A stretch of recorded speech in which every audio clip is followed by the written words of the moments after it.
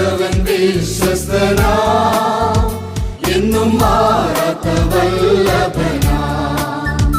എന്നെ വിളിച്ചവൻ വിശ്വസ്തനാ, എന്നും മാറാത്ത വല്ലഭനാ. ഇന്നെനിക്കാകയാതൊന്നുമില്ല, മന്നവനൻ തുണയാ. ഇന്നെനിക്കാകയാതൊന്നുമില്ല, മന്നവനൻ തുണയാ. ഇന്നെനിക്കാകയാതൊന്നുമില്ല, മന്നവനൻ തുണയാ. ഇന്നെനിക്കാകയാതൊന്നുമില്ല, മന്നവനൻ തുണയാ. എത്ര നല്ലവനേശുപരൻ, മിത്രമാണെനിക്കെന്നു മകൻ. ഇപ്പോൾ നാം ശ്രവിച്ചുകൊണ്ടിരിക്കുന്നത് മോർണിംഗ് വോയിസ് എന്ന ആത്മീയ ശുശ്രൂഷയാണ്.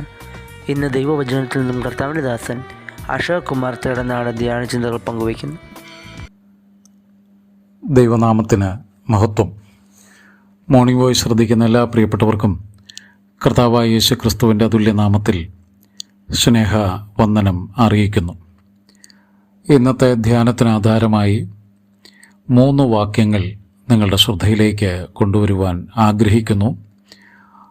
69-ാം സങ്കീർത്തനം 13-ാം വാക്യം, 16-ാം വാക്യം, എബ്രായ ലേഖനം 4-ാം അധ്യായം 16-ാം വാക്യം.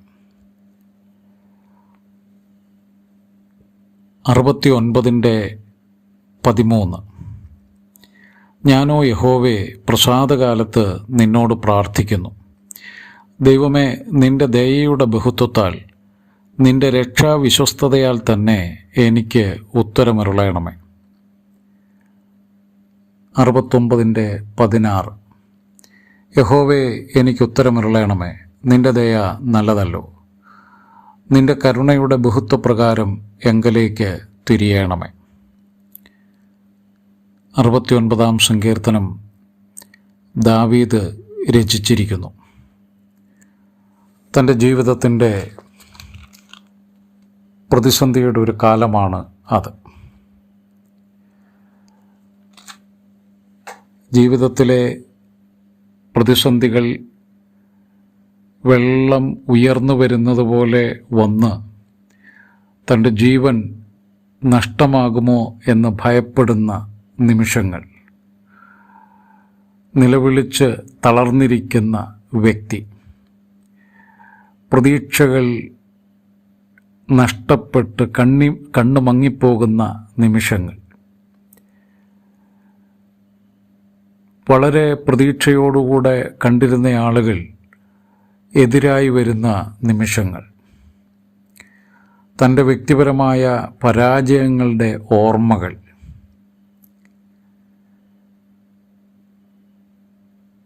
തൻ്റെ പ്രിയപ്പെട്ടവരെല്ലാം, സഹോദരന്മാരും അമ്മയും ഒക്കെ തന്നെ അവഗണിച്ചിരിക്കുന്ന സന്ദർഭങ്ങൾ, വളരെ കഷ്ടത്തിലിരിക്കുകയാണ്.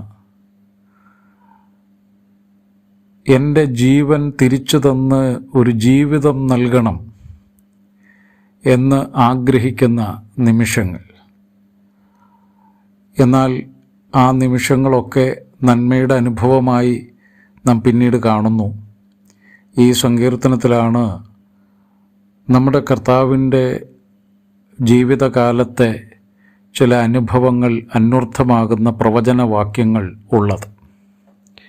എങ്കിലും ദാവീദിലേക്ക് നാം ശ്രദ്ധിച്ചാൽ എല്ലാം പ്രതികൂലമായിരിക്കുന്നു. ആ സമയത്ത് അദ്ദേഹം ദൈവത്തോട് പറയുകയാ, എനിക്ക് ഉത്തരമരുളണം.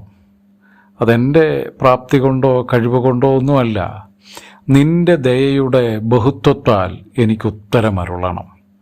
കർത്താവേ, എൻ്റെ കഴിവല്ല, പ്രാപ്തിയല്ല, ശക്തിയല്ല, യോഗ്യതയല്ല, മാന്യതയല്ല, ഒന്നുമല്ല.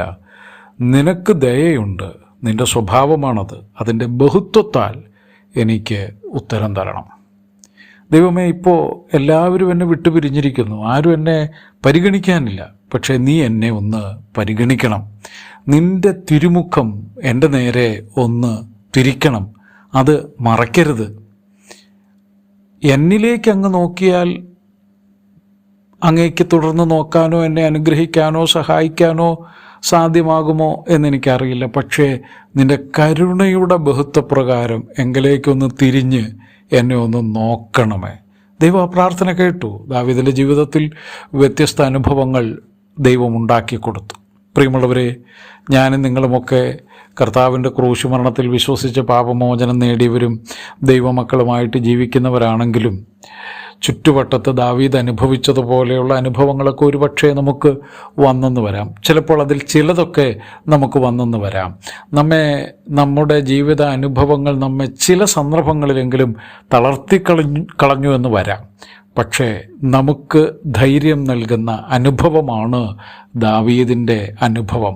ഈ രണ്ട് കാര്യങ്ങൾ 69-ാം സങ്കീർത്തനത്തിൽ രേഖപ്പെടുത്തിയിരിക്കുമ്പോൾ നമ്മെ സംബന്ധിച്ച് ധൈര്യവും ശക്തിയും നൽകുന്ന പ്രയോഗമാണ് എബ്രായ ലേഖനം 4-ാം അധ്യായം 16-ാം വാക്യം. അതുകൊണ്ട് കരുണ ലഭിപ്പാനും തത്സമയത്ത് സഹായത്തിനുള്ള കൃപ പ്രാപിപ്പാനുമായി നാം ധൈര്യത്തോടെ കൃപാസനത്തിന് അടുത്തു ചെല്ലുക. തുറക്കപ്പെട്ട ഒരു സ്വർഗം, തുറക്കപ്പെട്ട കൃപാസനം, കരുണയോടുകൂടെ നമ്മെ നോക്കുന്ന കരുണയുടെ ബഹുത്വമുള്ള ദൈവം, കൃപയുടെ ബഹുത്വമുള്ള ദൈവം നമ്മെ നോക്കിയിരിക്കുകയാണ്. ഏത് സമയത്തും നമ്മെ സഹായിക്കാൻ, നമ്മുടെ വേദനകളിൽ, രോഗങ്ങളിൽ, പ്രയാസങ്ങളിൽ, ദുഃഖങ്ങളിൽ, ദുരിതങ്ങളിൽ, മറ്റുള്ളവരെല്ലാം തള്ളിക്കളഞ്ഞു എന്ന് വിചാരിക്കുന്ന സന്ദർഭങ്ങളിൽ, ഇനി മുൻപോട്ടൊരു ചുവട് വെക്കുവാൻ എനിക്കില്ല എന്ന് തോന്നുന്ന നിമിഷങ്ങളിൽ, എന്നാൽ ഇപ്പോൾ എല്ലാം അനുകൂലമായിരിക്കുമ്പോഴും ദൈവത്തിനു വേണ്ടി ജീവിക്കുവാൻ ദൈവകൃപ വേണം, ദൈവത്തിൻ്റെ കരുണ വേണം. അത് ഏതു സമയത്തുമുണ്ട്. 24 മണിക്കൂറും നമുക്കായി നമ്മെ നോക്കിക്കൊണ്ടിരിക്കുന്ന ഒരു കർത്താവും നമുക്കായി നൽകുവാൻ കരുണയും നമുക്കായി നൽകുവാൻ കൃപയുമുള്ള ഒരു കർത്താവ് നമുക്കായി ഉള്ളതുകൊണ്ട് നമുക്ക് കർത്താവിനെ സ്തുതിക്കാം. പ്രിയമുള്ളവരെ, ഏതു സാഹചര്യത്തിലും ഏതനുഭവങ്ങളിലും ഓടിച്ചെല്ലാം ആ കൃപാസനത്തിൻ്റെ അടുക്കിലേക്ക്. ഈ കൃപാസനത്തിൻ്റെ മറ്റൊരു പ്രത്യേകത, നമ്മൾ എവിടെ ഇരിക്കുന്നോ, നമ്മളെവിടെ നിൽക്കുന്നോ, ഇനി രോഗക്കിടക്കയിലാണോ, അങ്ങോട്ടേക്ക് തുറക്കപ്പെട്ട ഒരു കൃപാസനം, നമ്മളിരിക്കുന്നിടത്ത് നമ്മുടെ തൽസ്ഥിതി കണ്ട് തുറക്കപ്പെട്ടിരിക്കുന്നൊരു കൃപാസനം. അതുകൊണ്ട് ധൈര്യത്തോടെ കർത്താവിൻ്റെ സന്നിധിയിൽ ചെന്ന് നമുക്ക് പ്രാർത്ഥിക്കാം. കർത്താവേ, ഞങ്ങളെ സഹായിക്കണം, ഞങ്ങളുടെ പ്രയാസങ്ങൾക്ക്, പ്രതിസന്ധികൾക്ക്, ഇങ്ങനെയുള്ള അനുഭവങ്ങൾക്കൊക്കെ വ്യത്യാസം തരണം, അങ്ങേക്ക് വേണ്ടി ജീവിക്കുവാൻ, പ്രയോജനപ്പെടുവാൻ കൃപ തരണമേ എന്ന് പറഞ്ഞ് നാം ആ കൃപാസനത്തിൻ്റെ അടുക്കിലേക്ക് ചെന്നാൽ, കൃപയും സത്യവും നിറഞ്ഞവനായി ലോകത്തിലേക്ക് കടന്നു വന്ന കർത്താവ് കരുണയുടെ ബഹുത്വം, കൃപയുടെ ബഹുത്വം നമ്മുടെ മേൽ ചൊരിഞ്ഞ് നമ്മെ പൊതിഞ്ഞ്, എൻ്റെ കൃപ നിനക്ക് മതി എന്ന് പറഞ്ഞ കർത്താവ് നമ്മെ ആശ്ലേഷിച്ച് ഓരോ ദിനങ്ങളിലും നടത്തും, അന്ത്യത്തോളം നടത്തും. ആ മുഖം ഇനി മറയ്ക്കുകയില്ല, ആ മുഖം ഇനി നമ്മളെ തള്ളിക്കളയുകയില്ല. എപ്പോഴും നമ്മെ സഹായിക്കാൻ സദാ സന്നദ്ധനായി നമ്മുടെ കർത്താവുണ്ട്. നമുക്ക് കർത്താവിനെ മഹത്വപ്പെടുത്താം, കർത്താവിനായി ജീവിക്കാം. ആ കൃപാസനം തുറക്കപ്പെട്ടിരിക്കുന്നു. ദൈവനാമത്തിന് മഹത്വം. എല്ലാ പ്രിയപ്പെട്ടവരെയും സ്വർഗത്തിലെ കർത്താവ് അനുഗ്രഹിക്കുമാറാകട്ടെ.